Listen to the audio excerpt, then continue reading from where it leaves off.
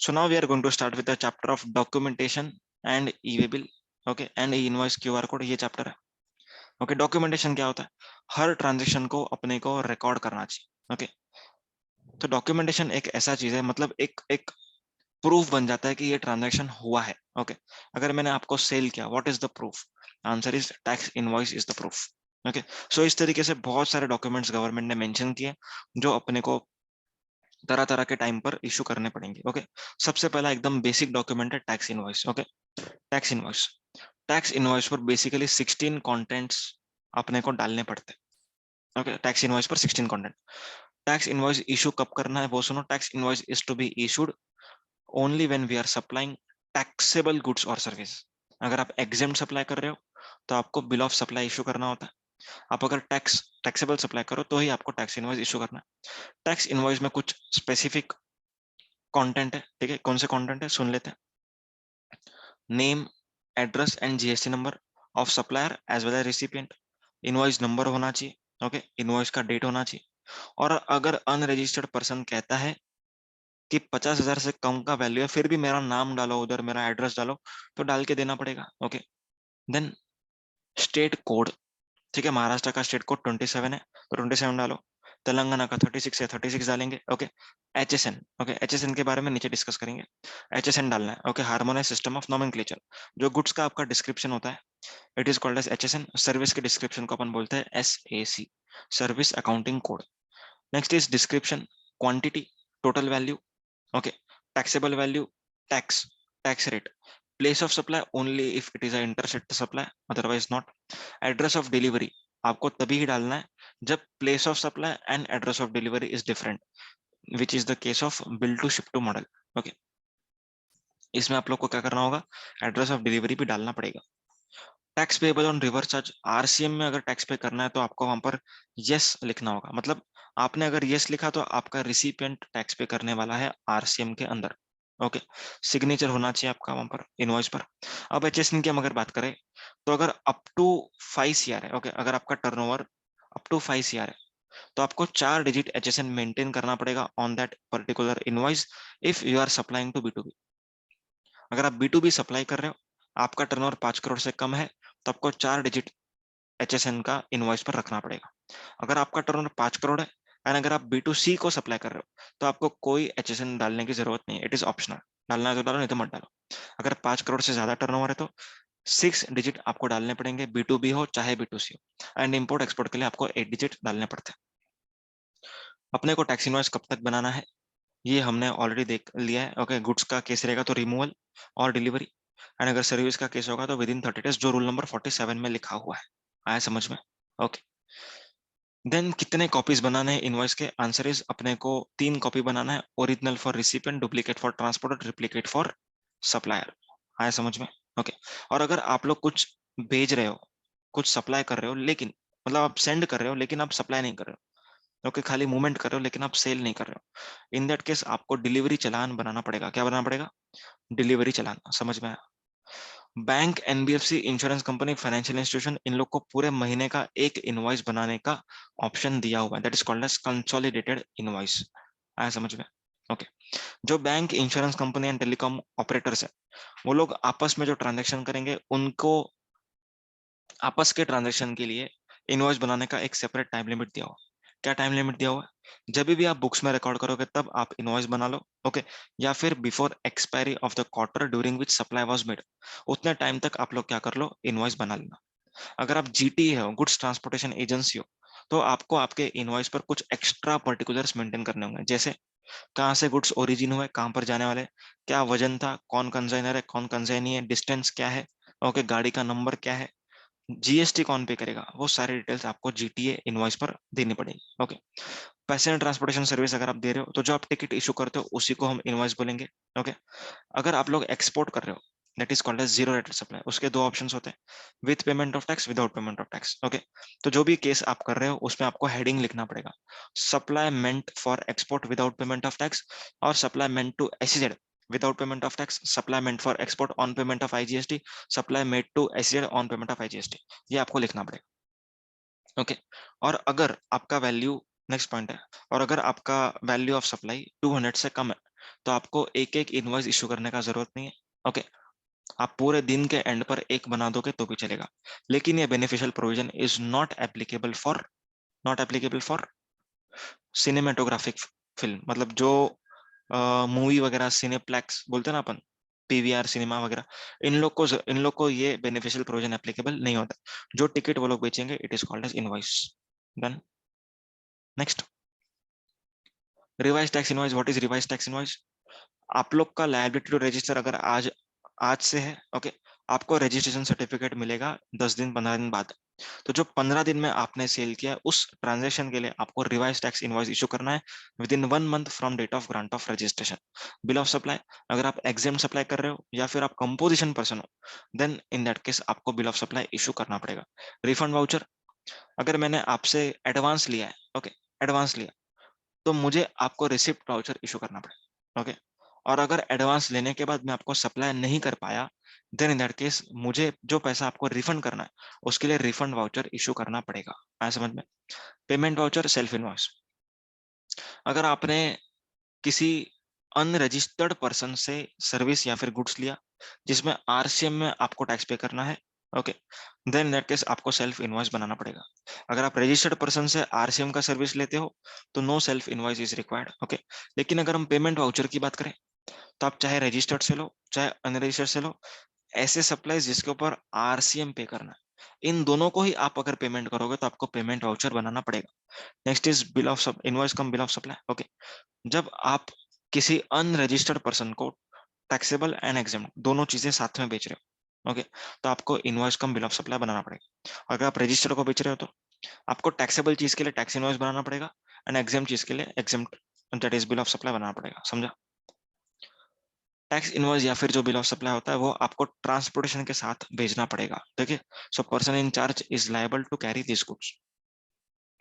अब यहाँ पर एक ऑप्शनल एंड मैंडेटरी पर्टिकुलर्स का एक कॉलम दिया हुआ है। Okay, insurer, banking company, financial institution, NBFC, इन लोग को सीरियल नंबर एंड एड्रेस डालने की कोई जरूरत नहीं। जीटीए को एक्स्ट्रा कंटेंट डालने पड़ेंगे।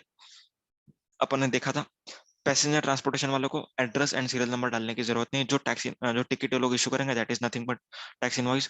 जो सिनेमेटोग्राफिक फिल्म वाले हैं, पीवीआर सिनेमा वगैरह, ओके, जो लोग टिकट बनाएंगे that is nothing but tax invoice. उसमें उन लोग को रिसिपिएंट ऑफ सर्विस के डिटेल डालने की जरूरत नहीं है। नेक्स्ट बात बात करते हैं क्रेडिट नोट और debit note. When do we issue credit note?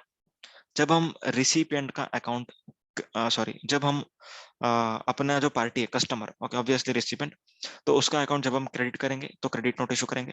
जब उसका अकाउंट हम डेबिट करेंगे तो डेबिट नोट इशू करेंगे। डेबिट नोट हम कभी इशू करते हैं जब हमें कुछ उससे रिकवर करना होता है। ओके, क्रेडिट नोट हम कभी इशू करते हैं जब हमें कुछ उसको लौटाना होता है, जैसे सेल्स रिटर्न, उसने मुझे गुड्स दिया, मुझे उसको पैसा वापस देना पड़ेगा, तो sales return is to be covered by credit note. Okay, so यहाँ पर चार एक्टिविटीज लिखी है जहां पर क्रेडिट नोट इशू कर सकते हैं आप। कौन सी चीजें हैं? जब एक्चुअल वैल्यू ऑफ सप्लाई आपको कम करना है, टैक्स कम करना है, गुड्स जो आपने भेजे थे वो डेफिशिएंट निकले, ओके, या फिर उसने रिटर्न किया, इन चार केसेस में क्रेडिट नोट इशू होगा। क्रेडिट नोट से क्या होगा? कमान गवर्नमेंट का फायदा होगा कि नुकसान होगा? आंसर इज नुकसान होगा। क्यों नुकसान होगा? क्योंकि आज मैंने 100 रुपए पर जीएसटी पे किया था, लेकिन अगर वो मुझे 20 रुपए का गुड्स वापस दे रहा है तो 20 रुपए का मेरे को बेनिफिट होना चाहिए by way of reduction in output tax liability. तो जब मेरा आउटपुट टैक्स लायबिलिटी कम होगा तो गवर्नमेंट का नुकसान होगा। सो जब गवर्नमेंट का नुकसान होता है तो गवर्नमेंट उसको एक टाइम लिमिट रख देता है। ओके, सो अगर आपको वैल्यू ऑफ सप्लाई कम करना है by way of credit note, you can do so up to September months return. मतलब सितंबर महीने में आपको गुड्स वापस आ जाने चाहिए, तो ही आप लोग इस क्रेडिट नोट का बेनिफिट ले सकते हो by way of reduction of your liability. अगर सितंबर के बाद आपको गुड्स आ रहे हैं तो आप लोग रिडक्शन नहीं कर सकते, आप कमर्शियल क्रेडिट नोट दे दो, फाइनेंशियल क्रेडिट नोट दे दो। आया समझ में? क्रेडिट नोट हमेशा 2 कॉपी होगा, सॉरी, वैसे 3 कॉपी, सर्विस के लिए 2 कॉपी। गुड्स ना अपना टैक्स इनवॉइस में भी ऐसे ही था, original for recipient, duplicate for transporter, triplicate for supplier. Service के केस में ट्रांसपोर्टर होता ही नहीं है। ओके, तो यहाँ पर original for recipient, duplicate for the supplier. Okay, so this is the credit note concept. कब तक आपको दिखाना है, वेरी इंपॉर्टेंट, सितंबर के रिटर्न में और actual date of filing annual return whichever is earlier तक ही आप दिखा सकते हो। समझा? यहाँ पर हो तो एनुअल रिटर्न का पॉइंट ऑफ बाय डिफॉल्ट है, क्योंकि एनुअल रिटर्न के बाद आप चेंजेस कर ही नहीं सकते हो। सो annual return is the upper cap. और अगर आप लोग सितंबर के रिटर्न के बाद एनुअल रिटर्न फाइल कर रहे हो तो सितंबर month is the upper cap for you. Is that clear? Government ने 2018 से कंसोलिडेटेड क्रेडिट नोट का कॉन्सेप्ट इशू किया। Okay, consolidated credit note, what is consolidated credit note? अगर आपको एक साथ रिटर्न आ रहा है जो आपने वेरियस डेट्स पर सेल किया था, सो आज जो आपको रिटर्न आ रहा है उसके लिए आप एक ही क्रेडिट नोट इशू करो। You are not required to issue separate credit notes for each and every original tax invoice. करने की जरूरत नहीं। Okay, so consolidated credit note is that concept. समझा? Okay, next coming to debit note. Debit note हम कब issue करते हैं? जब हमको उससे कुछ रिकवर करना है, जैसे पेनल इंटरेस्ट। मान लो कि आपने मुझे पैसा टाइम पर नहीं दिया, तो मुझे क्या करना है, आपसे पैसा रिकवर करना है, पर इंटरेस्ट के साथ। सो इंटरेस्ट कंपोनेंट के लिए मैं आपके ऊपर डेबिट नोट इशू करूंगा। डेबिट नोट गवर्नमेंट के लिए फायदेमंद है।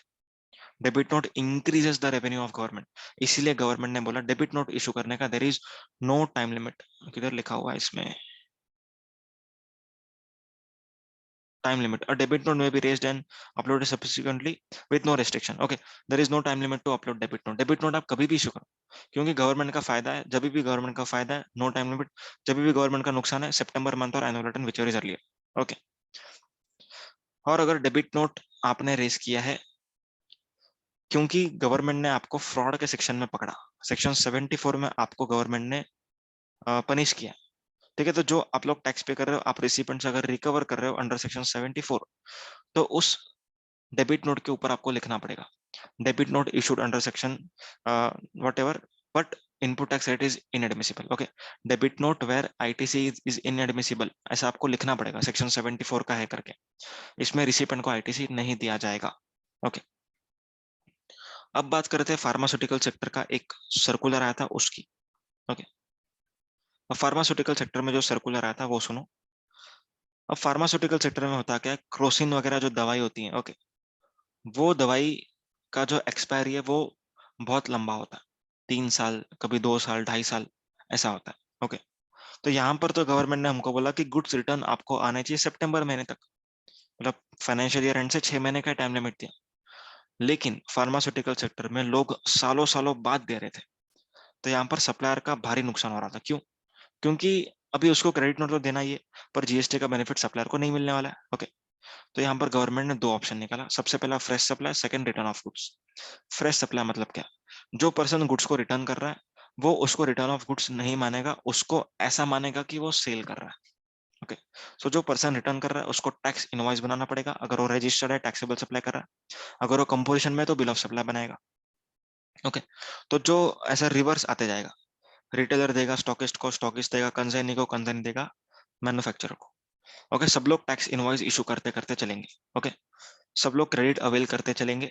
जो मैन्युफैक्चरर है, जो एक्सपायर्ड मेडिसिन ले रहा है, क्या ले रहा है? Expired medicine. उस मैन्युफैक्चरर को जो आईटीसी कंसाइनी ने पास ऑन किया था उसको रिवर्स करना। ओके, मान के चलो आप मैन्युफैक्चरर हो, मैंने आपको गुड्स रिटर्न किया, ये लो भाई आपका गुड्स खराब निकला, मतलब खराब हो गया, ये लो। तो जो गुड्स मैंने आपको भेजा है, ओके, वो गुड्स मैंने जीएसटी लगा करके आपको बिलिंग किया रहेगा, वो आईटीसी आपको रिवर्स करना पड़ेगा। आया समझ में?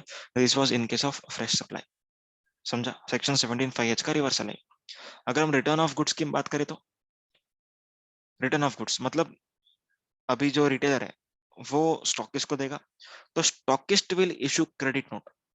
स्टॉकिस्ट कंसाइनी को देगा, consignee will issue credit note. आप कंसाइनी हो, कंसाइनी आपने मुझे दिया, मैं आपको क्रेडिट नोट इशू करूंगा। ओके, लेकिन लेकिन क्रेडिट नोट इशू करने के लिए ऑब्वियसली जीएसटी का क्रेडिट नोट इशू करने के लिए टाइम लिमिट होना चाहिए सितंबर तक का। अगर टाइम लिमिट के अंदर है तो ठीक है, क्रेडिट नोट इशू करो। क्रेडिट नोट इशू कर दिया, उसके बाद क्या करेंगे?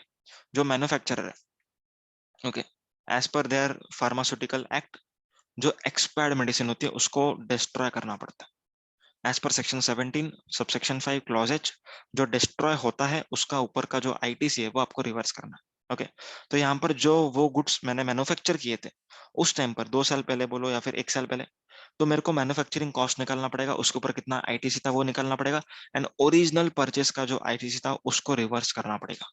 आया समझ में? So here we complete with clarification in case of pharma sector. अब बात करते हैं अपन ई वे बिल की।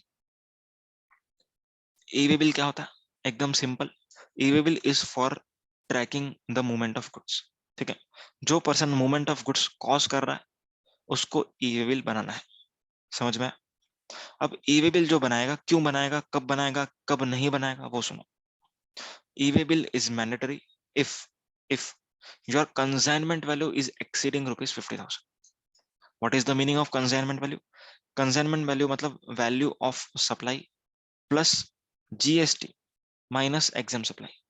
ओके, माइनस मतलब माइनस मत करना, एक्सक्लूड करना। ओके, वैल्यू ऑफ सप्लाई, उसमें जीएसटी ऐड करेंगे, वेरी इंपॉर्टेंट, जीएसटी ऐड करके चेक करेंगे, माइनस एग्जाम सप्लाई। अगर आपका जो कंसाइनमेंट वैल्यू है it is exceeding 50,000, exceeding 50,000, not up to 50,000, it is exceeding 50,000, exceeding 50,000, तो आपको क्या बनाना पड़ेगा? ई वे बिल बनाना पड़ेगा। ओके समझ में? लेकिन दो ऐसे केसेस हैं जहां पर ये 50,000 की लिमिट एप्लीकेबल नहीं होती। सबसे पहला, अगर आप जॉब वर्कर को गुड्स भेज रहे हो, okay, if you are sending to job worker, then in that case आप लोग को 50,000 का लिमिट नहीं देखना है, आपको मैंडेटरी ई वे बिल बनाना पड़ेगा। Okay, next, handicraft goods. Okay, अगर आप हैंडीक्राफ्ट गुड्स किसी को बेच रहे हो एंड आप रजिस्टर्ड नहीं हो, ओके, आपने एग्जामिशन के चैप्टर में, रजिस्ट्रेशन के चैप्टर में जो एग्जामिशन था रजिस्ट्रेशन से, वो बेनिफिट क्लेम किया हो, so the person who is exam from registration is supplying interstate handicraft goods. Okay, उसको मैंडेटरी ई वे बिल बनाना पड़ेगा। सर क्या अनरजिस्टर्ड पर्सन ई वे बिल बना सकता है? हाँ, यस, बना सकता है। उसको कॉमन एनरोलमेंट आईडी लेना पड़ेगा डिपार्टमेंट से, एंड आप बना सकते हो। हाँ, समझ में? ओके, अब कुछ इंपॉर्टेंट पॉइंट्स।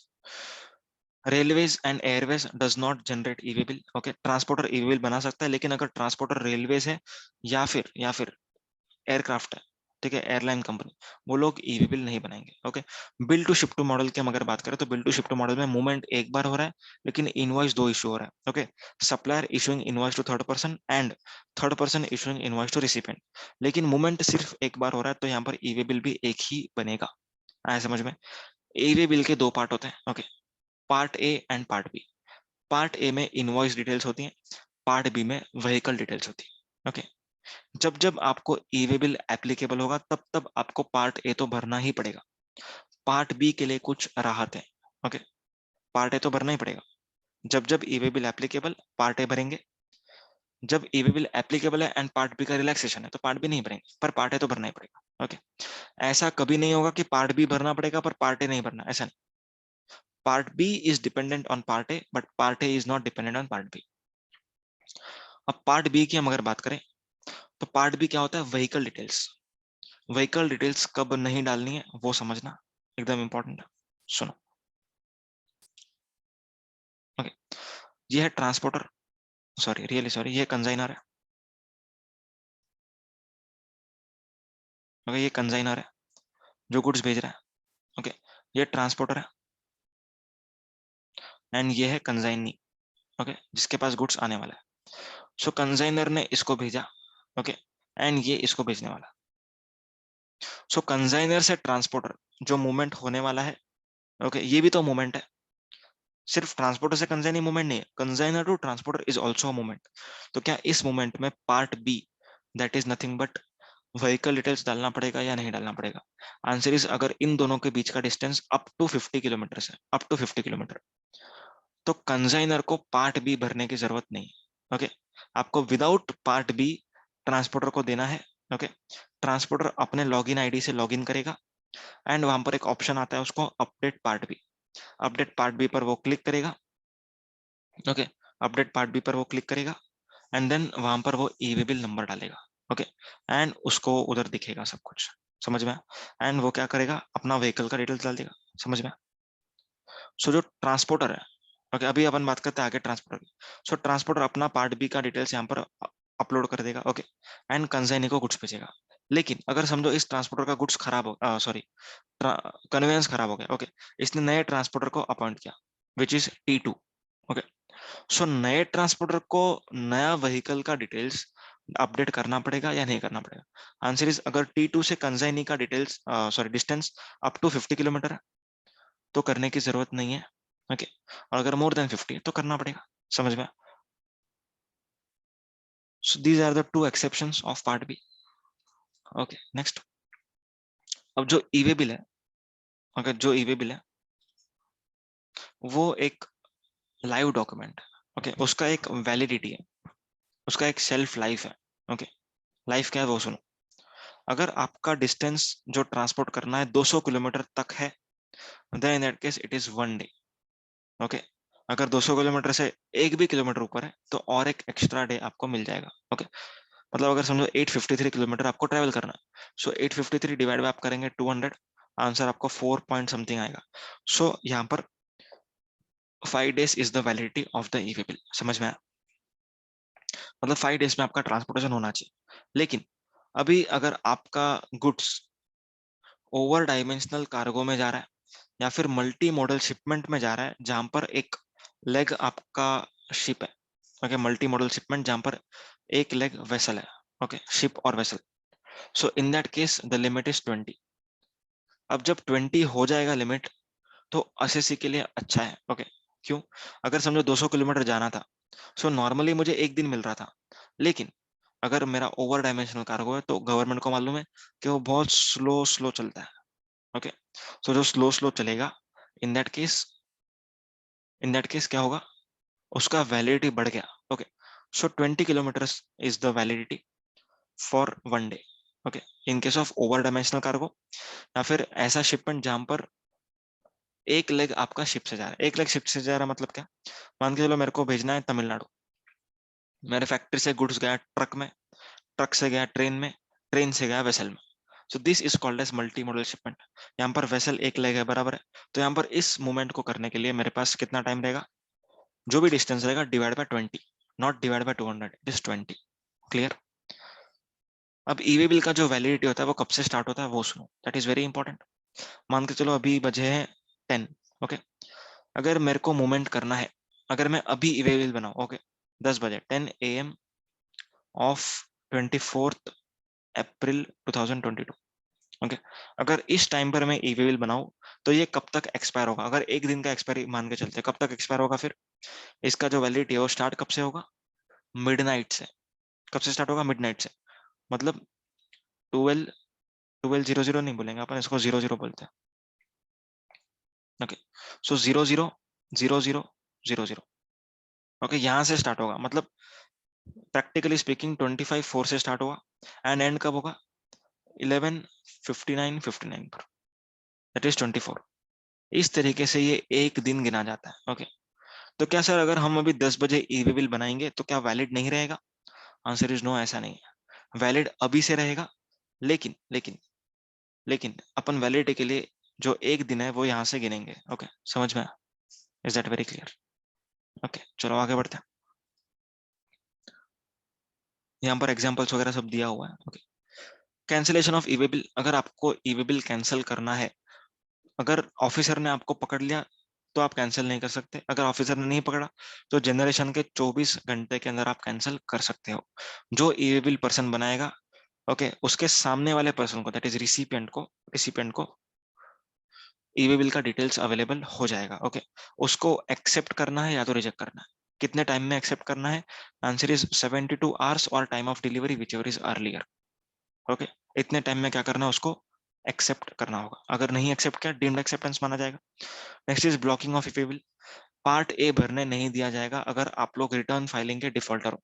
ओके, तो यहाँ पर लिखा हुआ है, अगर आप कंपोजिशन पर्सन हो, पिछले 2 क्वार्टर का सीएमपी 08 नहीं भरा तो आपको ईवे बिल बनाना नहीं दिया जाएगा। बिना ईवे बिल के अगर आप गुड्स बेचते हो, ओके, तो पेनल्टी लग सकता है आपको, सेक्शन 122 का। आपका गुड्स एंड कन्वेंस डिटेन हो सकता है, कॉन्फिस्केट हो सकता है। अदर देन कंपोजिशन पर्सन हो, पिछले 2 महीने का आपने रिटर्न फाइल नहीं किया, ओके, तो यहाँ पर आपको ईमेल बनाने नहीं दिया जाएगा। ओके, आप अदर देन कंपोजिशन हो एंड आपने outward supply that is GSTR 1 file नहीं किया पिछले 2 महीने का, तो भी नहीं मिलेगा बनाने। या फिर आपका रजिस्ट्रेशन सस्पेंड हुआ है तो आपको ईमेल बनाने नहीं दिया जाएगा। ओके, अब यहाँ पर इस अटेम्प्ट के लिए मई जून 2022 के लिए एक अमेंडमेंट है, ये रही। ये अमेंडमेंट क्या बोलता है कि अगर अगर फॉर एग्जांपल मैं सप्लायर हूं, मैंने रिटर्न्स फाइल नहीं किया, सो मेरे को बनाना ईमेल बनाने से ब्लॉकिंग है, मतलब I can not generate email. But अगर कोई पर्सन मेरे नाम पर ईमेल बनाना चाहता है तो वो बना सकता है, उसके लिए कोई रेस्ट्रिक्शन नहीं है, ठीक है, दैट इज द अमेंडमेंट। अब इसमें कुछ छोटे छोटे पॉइंट्स है। सबसे पहला पॉइंट, अगर नॉन मोटराइज व्हीकल से आप ट्रांसपोर्ट कर रहे हो तो ईवीएल बनाने की कोई जरूरत नहीं है। Next, supply of goods from DTA to SEZ, okay, so इसमें आपको ईवीएल बनाना पड़ेगा, समझ में। अनलेस अनलेस आपके स्टेट गवर्नमेंट के जो भी रूल्स होंगे वो एग्जेम्प्ट नहीं करते, तब तक आपको ईवीएल बनाना पड़ेगा, okay. However EVL is not required if such movement is exempted, अगर मूवमेंट एग्जेम्प्ट है तो नहीं बनाना है, okay.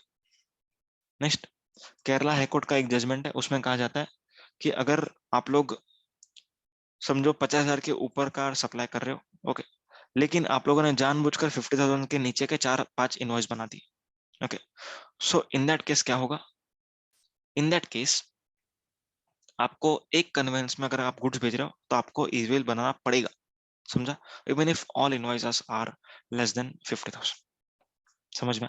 Non issuance of EV bill, इसमें क्या लगेगा, पेनल्टी लगेगा 10,000 और tax evasion whichever is higher का, ओके, डिटेंशन हो सकता है, कॉन्फिस्केशन हो सकता है, ओके। ये हुआ अपना ईवी बिल। अब ये जो अदर रूल्स है that are not very important, ठीक है, इसको अपन छोड़ रहे हैं। पॉइंट नंबर 4 एक बार देख लेते हैं, ये इंपॉर्टेंट है थोड़ा सा। Procedure to move goods in non condition और सेमी नॉकडाउन कंडीशन, ओके। तो यहाँ पर क्या हो रहा है, मान के चलो कि आपके गुड्स मल्टीपल ट्रक्स में आ रहे हैं लेकिन इनवॉइस एक है, okay. If invoice is single and 4 अलग पार्ट में आ रहा है तो 4 अलग डिलीवरी चालान बनाना पड़ेगा, क्या बनाना पड़ेगा, डिलीवरी चालान, ठीक है। हर डिलीवरी चालान के साथ ओरिजिनल टैक्स इनवॉइस का सर्टिफाइड ट्रू कॉपी होना चाहिए, ओके, एंड लास्ट कंसाइनमेंट में आप ओरिजिनल टैक्स इनवॉइस भेज दो, समझ में। सो डिलीवरी चालान के साथ जाएगा पहला कंसाइनमेंट, सेकंड डिलीवरी चालान प्लस टैक्स इनवॉइस, ओके।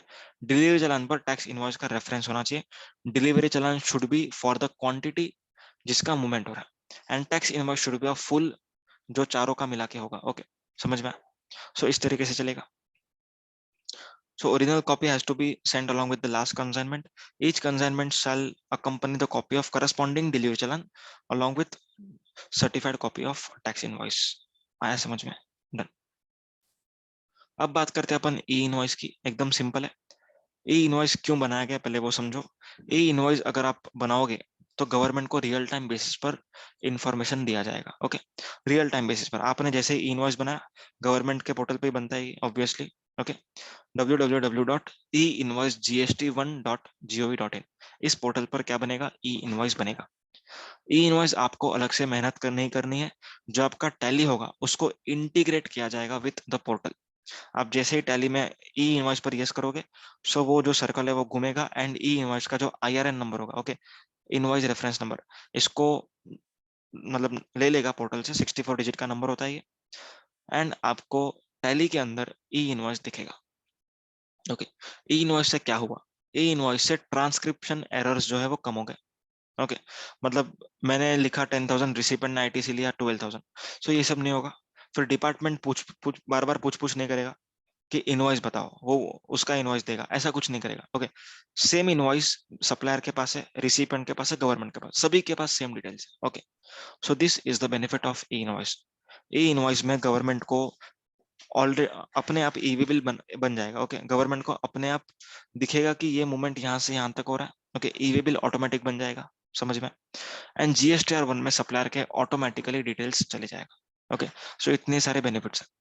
सो EV bill sorry e invoice किसको बनाना है, आंसर इज हर उस रजिस्टर्ड पर्सन को जिसका टर्नओवर 50 करोड़ के ऊपर है in any financial year from 17-18 onwards. 17-18 से कोई भी साल में आपका अगर टर्नओवर 50 करोड़ के ऊपर है तो आपको ई इनवॉइस बनाना पड़ेगा इन केस ऑफ B2B सप्लाईज, सिर्फ B2B, एंड B2C में सिर्फ एक्सपोर्ट्स, B2B एंड B2C में एक्सपोर्ट्स, दैट्स इट, समझ में। B2B एंड B2C में एक्सपोर्ट्स, इन दो ही केस में आपको ई इनवॉइस बनाना पड़ेगा, उसके अलावा ई इनवॉइस बनाने की जरूरत नहीं है। ओके, अब जिनका टर्नओवर 50 करोड़ के ऊपर है फिर भी आपको ई इनवॉइस नहीं बनाना। कौन से वो लोग हैं? ये 6 लोग हैं। कौन से 6 लोग हैं? देखो, SEZ, not SEZ developer. Okay, इन लोग को नहीं बनाना है। मतलब ये लोग जब सप्लाई कर रहे हैं तब नहीं बनाना। अगर ये लोग इनवर्ड ले रहे हैं तो सामने वाला जरूर बनाएगा। Okay, depending upon its turnover. लेकिन अगर ये लोग सेल करने वाले हैं तो इनको नहीं बनाना। Insurance company, banking company including NBFC, GTA, इसको नहीं बनाना है। पैसेंजर ट्रांसपोर्टेशन सर्विस वाले को नहीं बनाना है। जो सिनेमेटोग्राफिक फिल्म या फिर पीवीआर वगैरह वाले हैं उनको नहीं बनाना है। एंड गवर्नमेंट खुद, that is government department, okay, local authority, ये लोग है तो इनको भी नहीं बनाना है। समझ में आया? Clear? So here we complete with e invoicing. अब बात करते हैं क्यूआर कोड। अब क्यूआर कोड का मैं पहले आपको सिंपल पर्पस बता देता हूँ। जिनके पास हाई आईटीसी होता है, ओके, एंड हाई बी2सी होता है, जैसे बिग बाजार। ओके, अब बिग बाजार में majority of the person बी2सी supplies होती हैं एंड वो लोग काउंटर पर कैश कलेक्ट करते हैं। ओके, तो यहाँ पर वो लोग कैश कलेक्ट करते हैं तो big Bazaar has the chance to delete these invoices. B2C supply किया, कस्टमर को नहीं चाहिए क्रेडिट, नहीं मिलेगा ना उसको, पर्सनल पर्सनल कंजम्पशन है। सो बी2सी इनवॉइस बिग बाजार वगैरह लोग डिलीट कर सकते हैं। ओके, इसीलिए गवर्नमेंट ने बोला कि कुछ ऐसे लोग को हम स्पेसिफाई करेंगे जिनको क्यूआर कोड मेंटेन करना पड़ेगा on their invoices, that is called as dynamic QR code. Okay, ताकि डिजिटल पेमेंट का जो सिस्टम है उसको और फैसिलिटेट करने मिले, एनकरेज करने मिले and frauds and fake invoicing कम हो जाए। ओके, मैंने डिटेल वीडियो जो यूट्यूब पे डाला हुआ है उसके अंदर मैंने लॉजिक बताया हुआ। ओके, आप वहां पर देख सकते हो। अब किनको क्यूआर कोड मेंटेन करना है? आंसर इज जिनका टर्नओवर 500 करोड़ से ऊपर है in any financial year from 17-18। अगर 17-18 से लेकर के इन एनी फाइनेंशियल ईयर अगर 500 करोड़ के ऊपर अगर आपका टर्नओवर है, आपको क्यूआर कोड मेंटेन करना है इनवॉइस पर। लेकिन लेकिन क्यूआर कोड कौन से ट्रांजेक्शन पर लगेगा? That is very important. Only in case of B2C transaction, and that too in case of B2C में अगर एक्सपोर्ट्स की बात करें हम। ओके, तो एक्सपोर्ट्स में ई इनवॉइस बन रहा था, तो जहां पर ई इनवॉइस बन रहा है वहां पर आपको क्यूआर कोड बनाने की कोई जरूरत नहीं है। समझ में? तो एक बार मैं शॉर्ट में यहाँ पर बता देता हूँ।